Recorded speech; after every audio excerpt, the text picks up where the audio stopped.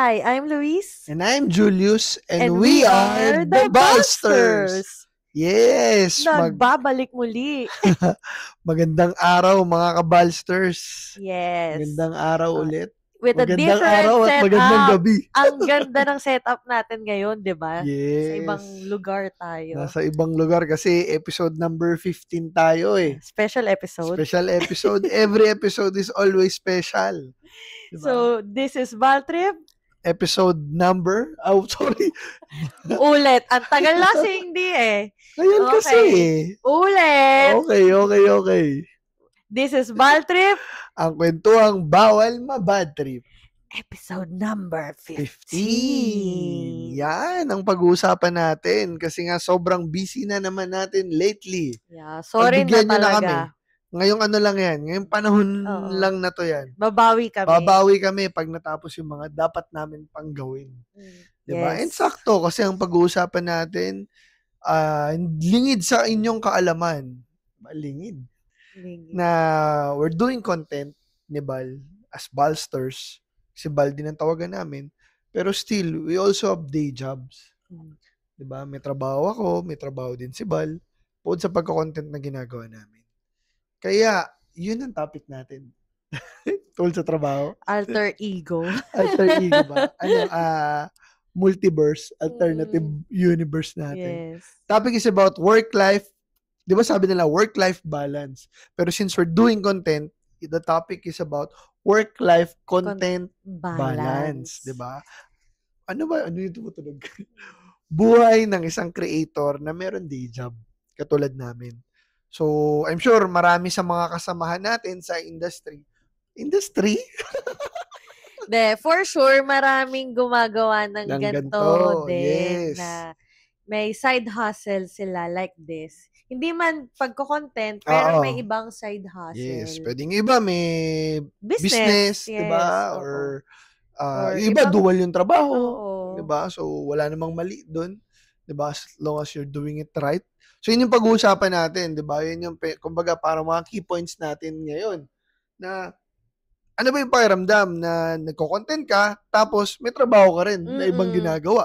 Di ba? Kasi it's like, you're living two lives. Ganon. Parang, ganun. Iba ka when you're in the office or when you're working your day job. Ibang-iba versus dun sa naggagawa ka ng content. Parang ganito. Yeah. Diba? Some of my office mates o mga ka-work, hindi nila alam. Hindi nila alam na ginagawa ko to. And some other na hindi nila in-expect na papasukin ko to. Yes. Na papasukin natin to. So, may mga ganon. Pero, actually, yung mga boss ko, nakikita nila to. Hi, shout out to my boss. Followers. Shout out natin sila mamaya. Gusto mo ba i-shout out natin? No. Tagalog naman. So, yeah. So, yes, follower nila. Nakikita nila. But others, I don't think na alam nila. Pero minsan sa meeting, alam mo ba, munti ko na masabi, comment down below sa meeting namin. Buti din mo sinabi, don't forget to use our clock code. Ako, yung mga boss ko, sinabi ko, gamitin clock code natin pag nagta-travel sila. Ewan ko lang kung ginamit nila. Ako hindi naman. Pero sana gamitin nila. Pero anyway, syempre, quick background lang. Yun nga, pares kaming may day job. Pero paano ba namin sinimulan tong content creation na to? So, I think one factor is mahilig talaga kami mag-travel as a couple. So, parang dami naming bonding moments, whether sa local or minsan sa international. Diba? So, parang mahilig din kami mag-picture. Mahilig kami mag-documents. Diba? Maraming video si Bal, maraming video ako, marami kaming mga pictures. Whatsoever. Kaya minsan kahit wala kami travel, dami namin napopost mga previous photos and videos. May comeback travel kami, wait lang kayo. Pero for now, tapos na yung travel namin for this year. Yes. So, more on mga staycation. More on mga staycation na lang muna yung makikita nyo for a while. Yung travel, next year yan. Next year na abangan. Yan ang pinaka-exciting part. Pero going back, so naisipan nga namin gawin yung The Balsters. Kasi baltawagan namin, plus mahilig kami mag-travel. So doon nag-start yung paggagawa namin ng mga content based doon sa bonding moments namin parehas. Oo. Tsaka quick background na lang din. Kaya siya The Ballsters. Hindi yun, di Hindi namin yan apelido yun, hindi ah. yan apelido. Oo, Hindi may yan, nagtanong. oo. Kala nila apelido namin. Hindi. So, The Ballsters came from, since Bal nga yung tawagan namin. And for some reason, minsan lang tumatawag ako ng Ballsters, Ballster, ganyan. Mahilig akong magtawag ng mga nicknames na kung ano-ano. So, ayun, doon nabuo lang yung The Ballsters na lang, Ballsters. The Ballsters, diba? Pangit kasi pag dabal. Oo. So, yun. So, Pero, anyway, going back, hindi namin sinasabing madali ang pagiging content creator na may day job. Hindi rin namin sinasabing mahirap. So, ewan ko, siguro kasi kami sa ngayon, of course, there are times na parang nakaka-burnout din, di ba? Wala kang maisip. Wala kang maisip, naubusan ka ng creative juices. Yes. Di ba? Pero, at the same time, masaya rin kasi parang sky's the limit naman eh. Parang kung may maisip ka, edi go. Walang pwedeng magbawal sa'yo as long as alam mong maayos yun, wala kang masasagasaan dun sa content na gagawin mo. Parang tsaka wala nang nasasayang na oras sa atin. Very productive na yung mga araw. Meron lang, hindi ko man naman nasasabi na yung hindi ka nagko-content or hindi ka nag-e-edit, yung wala ka lang ginagawa. Productive pa rin yung nagpapahinga ka eh. Oo, of course. Oo, kasi nagre-recharge ka naman. Pero hindi na katulad before na buong araw lumipas lang pero wala kang nagawa. Walang naging tawag doon, product yung ginawa mo. Ngayon, every single day or every weekend, productive na siya. Actually, sobrang busy na natin. Totoo yun. Kaya minsan, yung mga weekends, tulad nito, weekend, minsan nagiging shoot days siya. Diba? Well, at one point, may papasalamat mo rin eh. Kasi tulad ng ganito, kahit papaano, na-experience natin eh, di ba? Na-experience mo yung benefit na makapag-stay ka dun sa mga hindi mo naman na-stayan before. At the same time, nakakapag-content ka, di ba? Nagagawa mo ng content yung mga bagay na to. Di ba? Parang ganun. So, but of course, syempre, merong mga ano rin yan eh. Meron ding parang mga, alam mo yun, dahil na weekend, minsan may mga gusto kang gawin, di mo magawa. Oo, parang naiipit ka dun sa, i-edit ko na ba tong video to? Or gawin ko na ba to? Or wag muna. Minsan may mga ganun eh, di ba? Or parang may weekend ka na, syempre weekend lang yung time mo to rest, to recover from your day job. Pero nangyayari kasi is nagsushoot tayo, nag-e-edit tayo. Minsan, to be honest, tiring siya. Sa most of the time. Tapos minsan din kapag weekday, syempre after ng trabaho, mag-e-edit ka pa. Mag-isip ka pa. Minsan kasi may mga pagkakataon na, uy, may naisip akong ganito. Voice over natin, di ba? May ganito ka bang video natin? Compile mo nga, ganyan. Minsan inaabot tayo ng 1 a.m., di ba? 2 a.m. May mga cases na ganun. May mga cases na ganun. Pero yung pag inabot naman kami ng ganong oras, ibig sabihin nun, super hype kami to do something. Minsan di mo rin mapigilan eh. Hindi siya dahil, kailangan ko gawin, kailangan ko tapusin. Kasi hawak naman natin yung oras natin dito sa pag-content eh.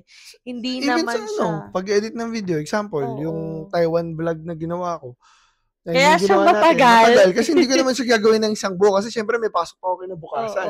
Hindi naman pwedeng pupunta ako sa opisina namin. So, ginagawa mo lang siya ng free time. Let's say, gawin mo. Edit ko siya ng mga 3 oras, ganyan. Pagka-uwi, ganun. So, yung mga ganong bagay. Anyway, but syempre, yun nga, parang sa trabaho, may mga times din na mababurnout ka nga eh. Example, yung pag nafe-feel mo na, ewan ko dun sa iba, obligado ba akong mag-post ngayon? Kasi wala kaming post. Pagod ako. Pero minsan nangyari yan sa atin eh, di ba? Parang hindi kami totally nag-post. Parang may one day na walang post. Pagod eh. Parang wala sa hinagap mo eh. Maisip eh. Oo, parang wala ka sa mood. May ganong time talaga na parang, hindi ko na rin alam. Walang pumapasok sa isip mo. As in, gusto mo sana pero walang pumapasok eh. So, pahinga na lang May mga natin. times ba na parang nawala yung excitement mo sa isang shoot? Example, may shoot tayo. Hindi nawawala yung excitement naman. Hindi ganun. Mas more on napapagod lang ako. Oo. Pero at the back of my head, parang naisip mo, bakit mo nga ba ginagawa din? So, bakit ko pinipilit yung sarili ko gawin when dapat in-enjoy ko lang siya? Yun, tama. Yun. So, ngayon, medyo naiba naman na yung perspective eh. Hindi na siya more on, kailangan ko to gawin kasi ganito, ganyan, It's more of ganyan. parang, okay, pag nasa mood kami, at feeling namin, marami kami naiisip, sige, gawin natin. Diba? Pero pag wala, at gusto lang magpahinga, hindi na. Okay lang. Sige, pahinga lang muna. Bawi na lang sa susunod. Oo. Like etong podcast, diba? Before, every week naman tayo. Every week talaga siya eh. Kaya lang, sobrang busy talaga na hindi na namin ma-squeeze in. Tapos, gusto namin mag-shoot ng weekday, pero kasi pagod na eh. Marami rin ginagawa. Siyempre, kaya ginagawa namin siya yung parang walang pasok na bukasan. Especially ikaw, may pasok ka everyday. So, parang syempre, makakauwi ka sa atin anong oras na magdi-dinner pa, tapos magpapahinga. So, marami eh. Pero syempre, thankful naman kami for having this kind of job na na-enjoy. Pero yun nga, there are days na hindi talaga And that's okay. That's totally okay. Walang problema dun. Especially sa mga katulad namin. And for sure, may mga katulad kami na nagsisimula pa lang. Inisip nila paano babalansin yung mga bagay-bagay. May mga times, di ka makapag-isip. May mga times nakakapag-isip ka. Okay lang yun. Walang problema dun. Diba? Hindi mo kailangan mag-guilty sa sarili mo at di mo kailangan ma-obligahin ng husto yung sarili mo. Oo. Diba? As long as, syempre, ginagawa mo isang bagay dahil gusto mong gawin. Oo. Tiring talaga siya. Syempre, may ginagawa ka eh. Pero isipin mo in the first place, bakit mo nga ba siya ginagawa? Oo, exactly. And kailangan mong maalala na dapat ine-enjoy ko to. Hindi mo dapat na-feel na parang trabaho siya, na nire-require mo na yung sarili mo. Doon ka kasi mababurnout eh. Totoo. Yung pag pinipilit mo yung sarili mo na makagawa, makaproduce ng ganito, ganyan, yun yung mas magpapahirap sa'yo eh. Pero kung at your free will, lumabas yung creative juices, at your free will, nakapag-edit ka, nakapag-produce ka ng isang content, okay na yun eh. Tama. Hindi kailangan na every single day i-push mo nang i-push. I-push mo, plus yung content mo is more bonggang-bongga pinag-isipan. Tapos ang mangyayari, parang napilitan ka lang. Oo. Wala yung damdamin mo. Oo, walang feelings, walang emosyon. Oo. Parang, yung alam mo nga eh, yung isang, di ba meron tayong isang post na inabot ng 300k plus views. Saya nun eh. Oo, ang saya nun. Sobrang saya nun. Kasi parang, ano lang yun eh, di ba? Yung parang... Pero yung post na yun, spontaneous. Hindi naman siya yung parang pinag-isipan siya na ipopost yun. Pero hindi siya yung parang, okay, dapat ganito yung audience, gantong oras. Parang ganun. Minsan may mga swerte, minsan merong hindi eh. May mga magkiklik at merong hindi eh. Oo. Yung post na yun, wala pang 5 minutes. Pero ang siguro ang lesson doon is, wala, maging consistent ka lang din in a sense. Maging consistent ka lang. Actually, isa din na napansin ko talaga is know your audience. Tama. Or know your audience o ano yung gusto mong ma-target na audience. Ako medyo na-happy ako ngayon lately dun sa TikTok. Kasi medyo nagigain na siya. Ng momentum. Oo, parang medyo nakuha na natin yung ano yung dapat i-produce doon. Kasi yun din eh, parang yun yung learning curve doon eh. Noong una, parang itong podcast, ina-upload pa namin sa TikTok. Tapos parang Instagram and Facebook. nasa-shadowban tayo kasi nawawala, gumugulo yung algorithm eh. Pero marirealize mo rin in the long run na parang may proper platform kung saan mo siya dapat ilagay, saan mo siya dapat i-promote, paano ka dapat mag-engage. Natututo ka rin eh. Yung kagandahan doon eh. Ito kung sa TikTok siya, dapat may bukod na account for TikTok. Parang ganun. Parang ganun. Pero kasi, hindi naman natin kayang ma-handle. Oo. Parang hindi namin kaya ma-handle ng maraming accounts. Baka mapagod lang kami. So siguro ngayon, susunod pag may The Busters Company na. Sa susunod siguro. Pero ito kasi ngayon, feel namin, sa Facebook siya nakiklik eh. Parang so, ganun. doon muna namin ina-upload. Sa YouTube naman, na-upload naman natin. Oo. Pero, I mean, yung mga clips and stuff, sa Facebook na lang siya. Tapos, ini-story na lang sa IG. So, maybe story na lang natin sa TikTok. Pero yung post itself, hindi na.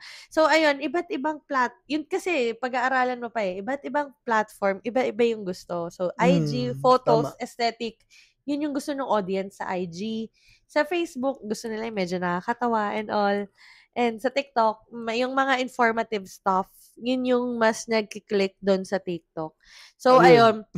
Kaya medyo siya nakakadagdag ng burnout sometimes kasi iba-ibang platform, iba-iba yung atake na kailangan mong ibigay. Ito rin, nakakadagdag din ng burnout. Siyempre, kung nagsisimula kang content creator, binabalanse mo sa trabaho mo is yung nako-compare mo yung progreso mo sa ibang tao. Sa ibang creators or sa ibang tao. Which dapat hindi. Hindi. Kasi syempre, each one of you is totally unique of your own Diba? Iba rin yung atake ng ibang content creators. Iba yung ginagawa nila. And of course, syempre, may mga creators na matagal naman ang nagsimula Yes, tama. I guess, yun yung dapat magsilbing inspiration mo to, diba?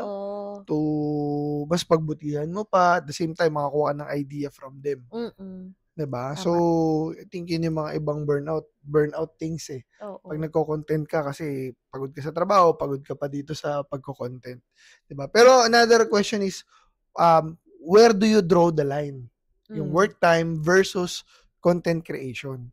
Diba? So, dun papasok yung mga boundaries na siniset natin. Diba? As a couple, example, sa content creation, may mga times, siyempre, bumabiyahe kami. May mga biyahe naman tayo. Let's say, pumunta tayo sa ibang bansa. Hindi naman yung totally yung buong biyahe namin, puro content lang gagawin namin. Diba? May mga times na wala. Lalakad lang kami, mag-enjoy. Picture lang kami para sa sarili lang namin. Like, diba? Hindi, ito na lang staycation. For example, lumabas tayo ngayon dinner. Wala tayong dalang camera and stuff. Exactly. So, wala. Enjoy lang namin. Lumabas tayo, nag-dinner, nag-mall, and all. Wala tayong ginawang content and anything. So, moment tayo for us, for ourselves. Pero hindi siya, not for the content, diba? Pero minsan may urgency ka rin Minsan parang automatic. Parang gusto ko to, video ko to. Document. Minsan kasi document mo na lang for the sake of your own or baka bigla mo maisip magamit mo sa susunod. Parang ganun. Naalala ko, one time may nagsabi sa akin, paano yan? Bumiyahe kayo. Ang hirap naman nun, lagi kayo nag-video. Sa bawat biyahe niyo, lagi mong i-content, ipopost na ganyan. Hindi naman ganun. Sabi ko lang, parang binanggit ko nun, masarap bumiyahe. Diba? Parang mahilig din ako mag-picture, mag-video. So, tsaka, hindi naman the whole time nagvi-video ka gets ko. Mukha lang dun sa mga videos, tsaka sa mga napoproduce.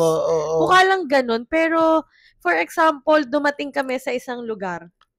Bivideohan, pipicturean lang siya for ilang minutes.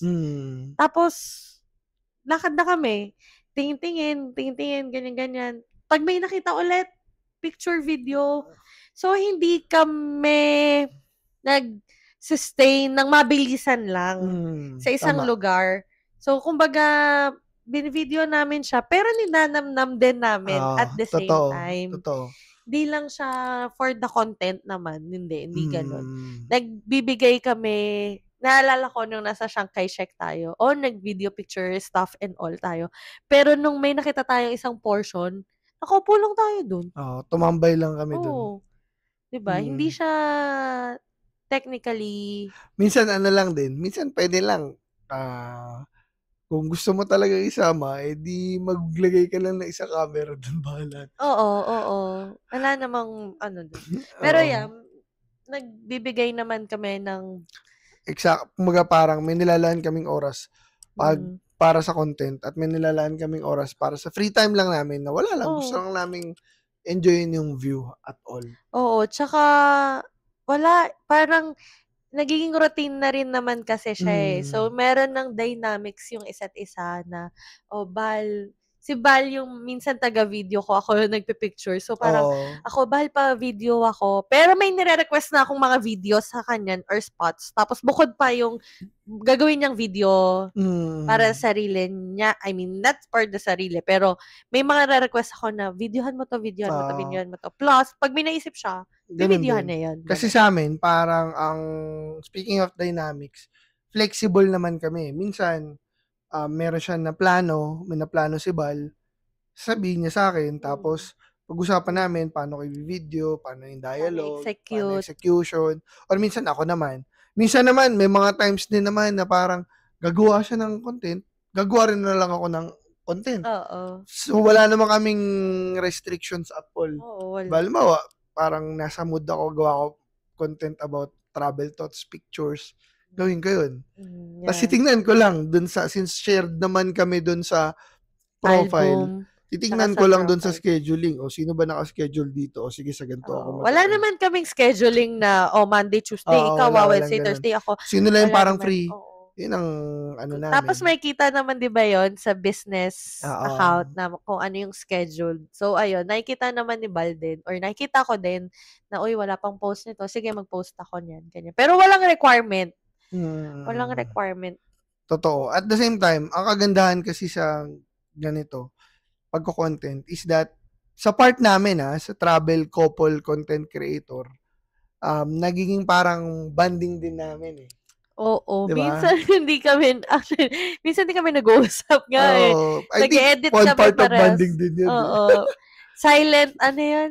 Silent. Comfortable silence. Pero productive. Oo, kung makapag-travel ka, di mo banding yun. Oo. Diba? Parang ganun.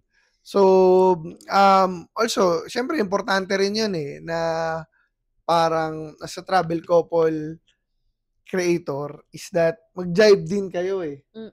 Diba? Na pag-usapan nyo din. Pag-usapan nyo kung ano yung mga, paano nyo i-execute yung isang content. One thing siguro, we're lucky kasi dalawa kami na ginagawa nito. Kasi some other content creators, sila lang mag-isa, di ba? So, pero ang gagaling, di ba? Oo, ang gagaling nun, my God. Sabi ko nga kung ako lang eto mag-isa, oh my God, nakakapagod. Kasi hindi ako ma-engage na tao. So, si Bal yung nagko-comment. Pero nagko-comment din ako, comments and pero mas more on si Bal yung nagko-comment. Ako yung sumasagot sa mga comments niya. Ako lately. Hindi, pero shared yun. So, the Balsters nga yun. So, parehas kami. Pero yan, yung magko-comments to other stuff yan. So, yun din. Ano pa ba? Parang, again, para sa mga nagsisimula, one reminder is that you're creating the content or you're creating something kasi, diba, it is fun and you love doing it. Hindi naman dahil parang pinupuwersa mo lang yung sarili mo kasi when you, parang ano lang yan yung paggawa ng content, parang trabaho lang din yan parang day job mo lang din yan in a sense na parang, paano ka tumagal sa isang trabaho? Kaya ka tumatagal sa isang trabaho mo is, hindi lang naman dahil sa ginagawa mo, pero kasama rin doon is yung gusto mo yung ginagawa mo, nagustuhan mo na, and at the same time, gusto mo yung mga kasama mo sa ginagawa mo. Parang ganito. Ginagawa natin yung content is nagustuhan natin yung paggawa ng content, pag-share, pag-picture, pag-video. And gusto ko rin yung kasama ko sa paggawa ng content. Ito naman hindi. Oo, parang ganoon, di ba? Sa trabaho. Hindi, parang ka tumagal. Oo. Tsaka, in fairness with the community, or yung travel community, ang babait nila. Totoo. Shout out lalo. Ito mga si Jamimo, isa kasi Soral. Si John at saka si Jamie. Diba? Parang, hindi pa tayo nagmi-meet in person. Gusto ka na ma-meet Oo. Soon. Yeah, pero ang babait nila. Sumasagot sila Mami Joyce. Sumasagot sila. Diba? Sobrang, si Bea, Bea Travels, Neil, si Ichi Nilsson. Oo, ang dami. Sobrang babait nila na nakaka-overwhelm actually. Tas sobrang supportive. Kaya parang, alam mo yun, na malaking bagay din yung community kasi napupush ka rin na gumawa ng content, nakakuha ng idea sa kanila. Diba? So, for example, may countries or may place tayo na hindi napuntahan, tas napuntahan nila. Parang, uy, next time, sige, pwede natin gawin din. Pwede tayo pumunta doon. So, or may kinainan sila, may ginawa sila. Parang gano'n. Nakakatawa. Ang galing. Thank you sa inyo. Doon ako na hindi ko in-expect yun. Na magiging ganun yung ibang acceptance. Acceptance. So, nakakatuwa siya na parang you feel welcome eh. Totoo. Tsaka sobrang supportive talaga. Yun yung masasabi ko. Sobrang supportive. As in, all the way up lang tayo lahat. Kahit, alam mo, kahit yung mga simpleng like, comment, parang nakaka-boost din. Natutuwa kami pag halimbawa may fellow content creator na bigla nag-comment doon tapos pag-uusapan natutuwa kami personally. Nakakatuwa kasi parang, na-appreciate niya yung post natin. So, ayan, thank you sa inyong lahat. Nakaka-boost kayo ng moral namin to continue itong bagay na to. And stay na maging ganito at mag-continue at mag-level up, ganon. Yes, tama. So, ayun, na-inspire kami. And also, syempre, ayun nga, na-inspire din kami sa mga contents nyo. Na sana makapag-produce kami ng mas makabuluhan. Tama. So, ayun. Basta importante lang siguro, dapat alam mo yung priority mo. Let's say, kung may day job ka, alam mo, pag nasa oras ka ng trabaho, di focus mo is yung mismong trabaho ginagawa mo. Kasi syempre, yung day job mo, well, sa part namin yung day job namin is, yun yung nagsusupport din sa mga goals namin right now di ba? Yung travel goals natin, di ba? So, it helps us di ba? Nakakatulong din yun kahit paano sa mga paggastos natin and everything to do this meaningful content. Di ba? So, sabi nga rin, yung pagbabalanse is something you create Hindi naman yan totally automatic Yes. Di ba? Parang ganun. So, ano pa? Ano mga nilulook forward mo pa? Mag-travel. Yan, mag-travel. Gusto ko na mag-Japan. Ako, nilook forward ko rin. Siyempre, moving forward is yung magkaroon pa ng mga brand deals. Malaki nakakatawa yun. Nakakatawa. Sobrang nakaka-excite. Una, parang sabi namin, syempre nagsastart pa lang kami, sabi namin ni Bal, sana magkaroon kami ng mga collaborations, brand deals, and stuff. Tapos may nag-i-email na. Totoo. Nakakatawa na may nakakapansin na sa amin. Totoo. So, thankful po kami doon sa mga ganon. At saka rin, yun din, magkaroon pa tayo ng, pinagpipray ko rin palagi, mabigyan tayo ng wisdom para makapag-isip palalo. Diba? Na maging more creative pa. Tama. Na, ako rin pinagpipray ko na maging creative pa yung mga content na ginagawa natin na makakonect pa with the audience. Tama, exactly. Yun lang. Anyway, very short lang yung topic natin. Hindi ko alam kung short. Hindi ko na-orasan actually. Hindi mo na-orasan. Pero ayan, if you are thinking of jumping into content creation or anything na you want apart from your day job, all you have to do is do it now. Yun, tama. Parang just do it. Diba? Hanggat nandyan pa yung hanggat nararamdaman mo na parang okay, yung passion, subukan mo kasi. Especially kung passion mo yun Tama. Why not? Try it. Saka, wag kang matakot magsimula. Ganun lang naman yun Saka, tawag doon, I think, mababalance mo naman yung day job mo. Tsaka yung gusto mong simulan. So, why not? Subukan mo. Let's say, nakapag-focus ka na totally at di mo na mabalanse ng gusto at kailangan mo nang mamili. Piliin mo kung ano yung parang mas makakabuti sa'yo at makakapag-ligaya palalo sa sarili mo. Diba? Again, yun lang. Sabi ko nga, diba naalala mo nung first episode 1, hindi mo kailangan maging magaling para magsimula. Kailangan mo lang magsimula At pag nagsimula ka, dun ka nagagaling. Yes. Diba? So, yun lang. Again, nga pala, nag-upload kami ng Taiwan vlog namin. Yes. Oy, panoorin nyo yung Taiwan vlog namin. Inedit yun ni Bal. Ilang weeks. Inang isang buwan. So, ayan, panoorin nyo. Pinaghirapan niya yan. And yes. Share nyo rin, guys. Diba? Subukan namin mag-upload pa sa YouTube. Yes, and hopefully makatulong yan. Yan. And yan. Subscribe kayo, ha? Yes, we will try our best na makapag-upload kahit mga ilang minutes lang sa YouTube. Tama, pero ayan, don't forget also to follow us on our social media. Nandyan yan. So, The Balsters sa Facebook, Instagram, TikTok, guys. Follow nyo kami sa TikTok. And of course, sa YouTube. Sa YouTube, yan. Lahat yan, The Balsters. And syempre, don't forget to listen sa Spotify. Bal Trip, ang kwentuhang bawal mabad trip. Yan, nandyan yan. And of course, if you have travel, meron kaming travel discount codes that you can use. So, sa Klook, you can use The Balsters for your travel. So, tours, Wi-Fi, all stuff, hotels, lahat din. And of course, sa Agoda, meron kaming Agoda code. Yes, so, hotel? Yes, for hotels, you can get up to 10% discount and use our code Balster Agoda. Yan. And also, meron din kaming activities code sa Agoda. Yun ay Agoda Balster. Baliktarin nyo. Yes. So, ayan. Huwag niyong kalimutan yan kasi malaking discount yan. Malaking help sa inyo kapag nag-travel kayo. And not even travel. You can use it here dito rin sa Philippines. Sa local. Pwede. Walang problema. Staycation, activities tulad dito. Yes. Staycation. Dito kami ngayon sa Grand West Side. Grand West Side Hotel.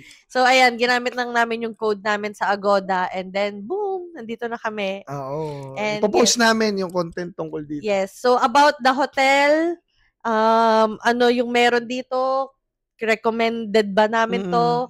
Ipopost namin yan on our social media. Kaya, don't forget to follow us at para updated kayo. Yan. And yun na nga, yes, recommended namin tong hotel na to.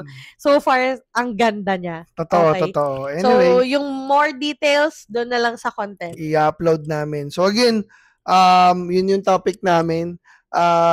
Sometimes, mababurnout ka talaga, maubusan ka ng creative juice, pero don't forget kung paano ka nagsimula, para saan ba to, anong goal mo, ba't mo to ginagawa.